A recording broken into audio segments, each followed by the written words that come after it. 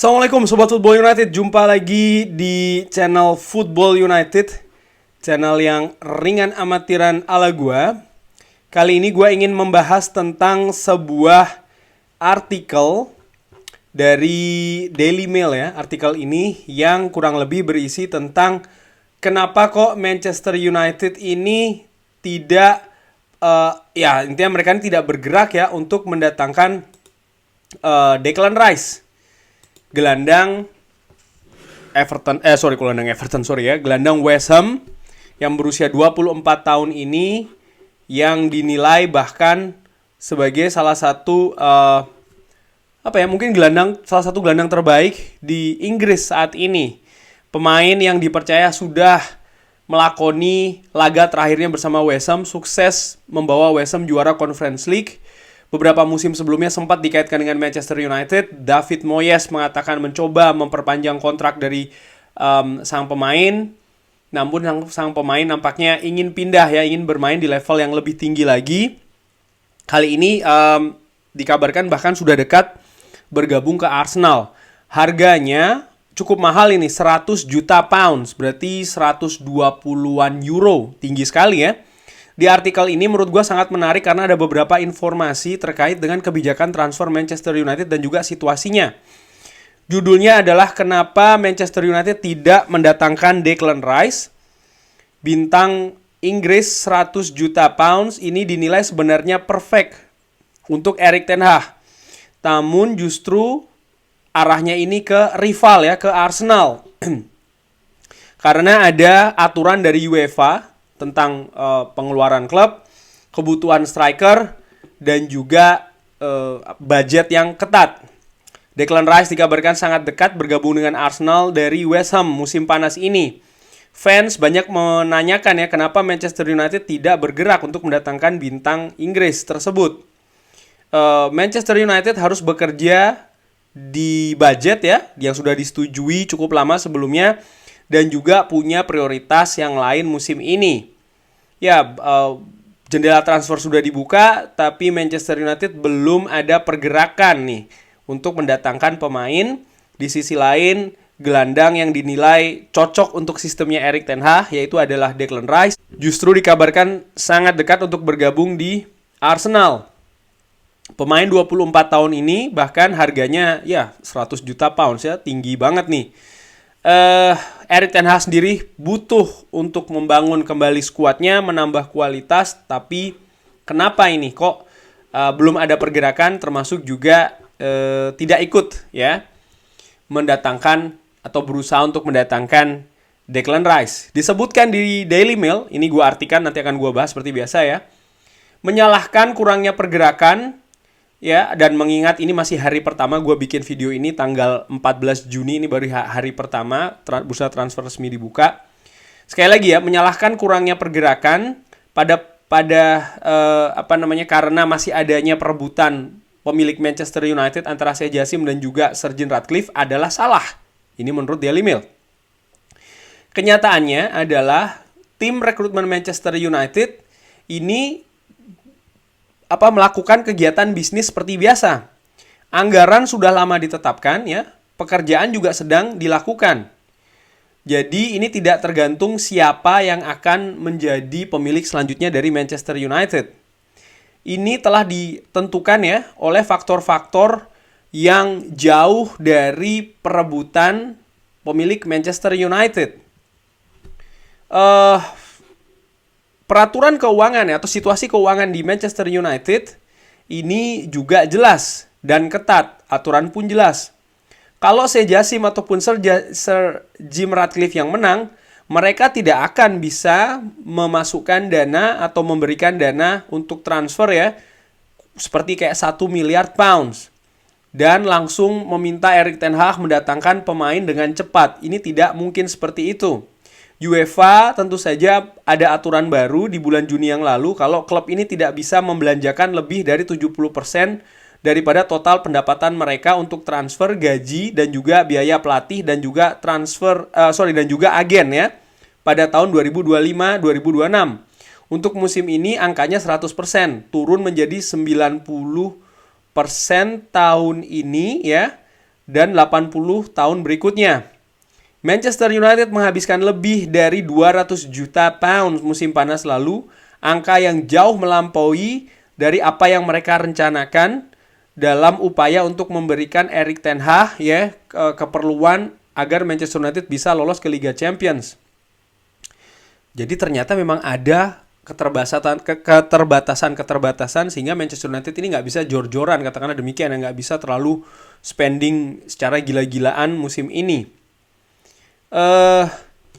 Di sisi lain, anggaran Manchester United ya, ini kesimpulan dari Daily Mail adalah tidak tergantung pada pengambil alihan klub, tapi pada penjualan pemain. Jadi budget itu sudah ditetapkan jauh-jauh hari sebelumnya, waktu yang sebelumnya bahkan, dan ini juga akan ditambahkan oleh penjualan. Ternyata itu kuncinya menurut Daily Mail. Oke, ini informasi bagus.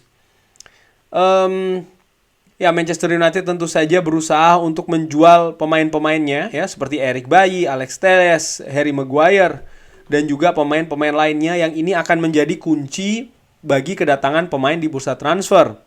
Erik ten Hag membutuhkan seorang gelandang seperti Declan Rice, dan Manchester United sebenarnya bisa saja mencapai angka 100 juta pounds, artinya menyanggupi angka tersebut, tapi mereka juga membutuhkan striker. Dan juga mereka harus bersiap kalau David De Gea menolak tawaran kontrak baru. Dan ini mereka harus ada budget untuk itu, sehingga Manchester United ini sangat hati-hati. Nah, ini kuncinya ya, hati-hati.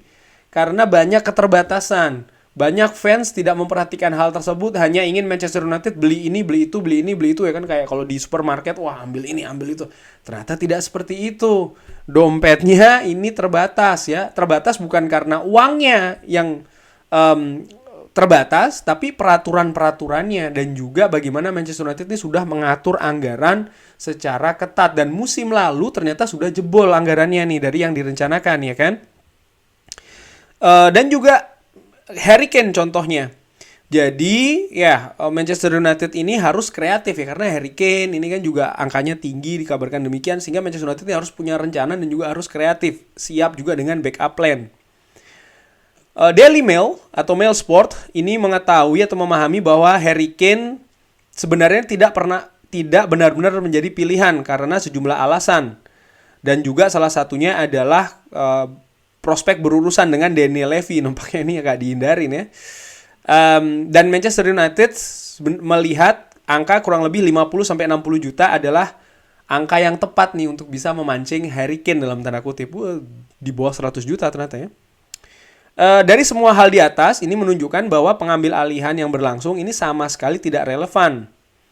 Oke, karena memang bukan karena siapa yang akan jadi ya, sekali lagi kan ini ternyata demikian. Walaupun kalau menurut gua nggak 100%. Karena ketika pemilik baru datang, mereka juga bisa mengambil keputusan-keputusan, bisa memveto juga keputusan-keputusan, termasuk juga pengaturan budget yang sudah dibuat oleh pemilik sebelumnya. Itu kan juga bisa sebenarnya menurut gua ya. Di sisi lain, klub juga melihat target sebagai proposisi yang lebih menarik. Ini juga akan membantu mengakhiri situasi Mason Greenwood. Wow. Sementara kesepakatan peminjaman ini sedang dibahas untuk meminjamkan Mason Greenwood ya.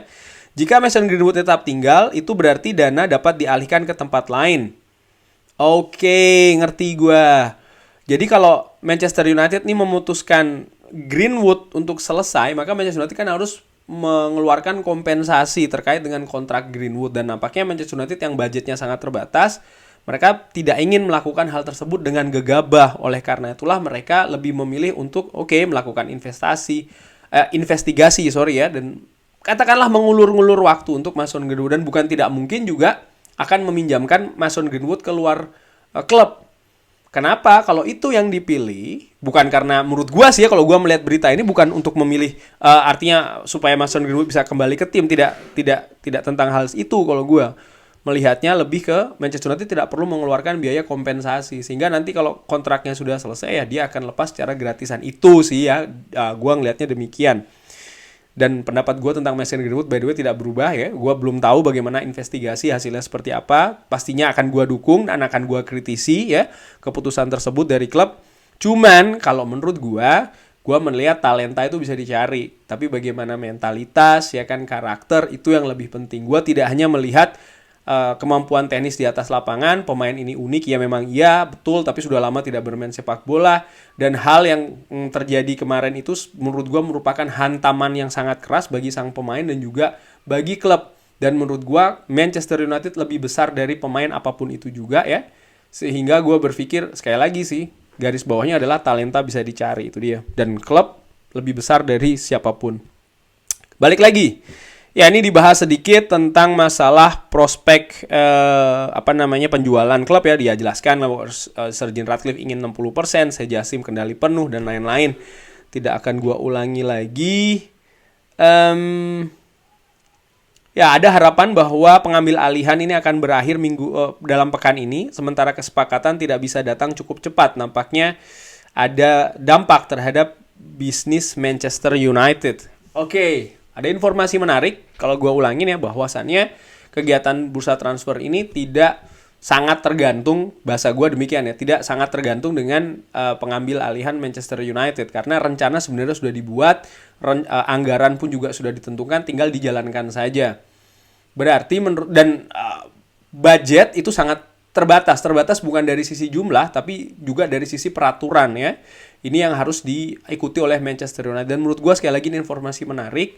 Dan Manchester United tentu saja butuh mengisi beberapa posisi dengan pemain-pemain yang juga sudah ditentukan. Yang menurut gue, sekarang gue tahu kenapa kok Manchester United ini dalam tanda kutip lambat ya. Karena memang mereka sudah punya rencana. Dan rencananya ini punya tantangan yang besar juga. Mungkin Sobat Football United ingin, atau beberapa fans ingin, yang penting cepet ya, lama banget nih. Ya memang harus sabar menurut gue. Karena yang ingin didatangkan kan jelas. Dan berbeda dengan yang ingin didatangkan juga klub-klub lain. Mungkin klub lain sudah mendatangkan pemain yang lain ya. Tapi kan itu bukan diinginkan oleh Manchester United. Tantangannya berbeda di klub lain gitu loh. Garis bawahnya itu sih menurut gue. Sehingga memang ya biarkan saja John Murtough ini bekerja. Nanti lihat hasilnya seperti apa. Mungkin menjelang pre-season, pada saat pre-season, dan juga nanti ketika sebelum Liga akan mulai. Apakah timelinenya atau waktu kedatangan pemain barunya itu sama seperti musim panas yang lalu, lebih lambat atau justru lebih cepat daripada musim lalu. Itu sih menurut gue tolak ukurnya, bukan dibandingkan dengan tim lain menurut gue, dengan klub lain, karena ada beberapa faktor yang ternyata itu tidak apple to apple. Kurang lebih demikian ya, ini informasi yang menurut gue oke.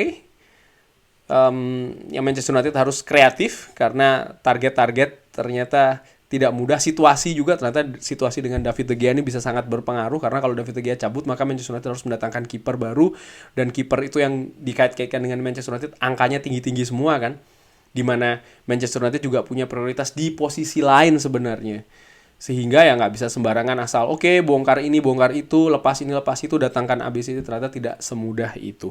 Kurang lebih demikian, terima kasih sudah menyaksikan. Seperti biasa, kalau ada komentar pendapat yang berbeda nggak masalah, asal sopan.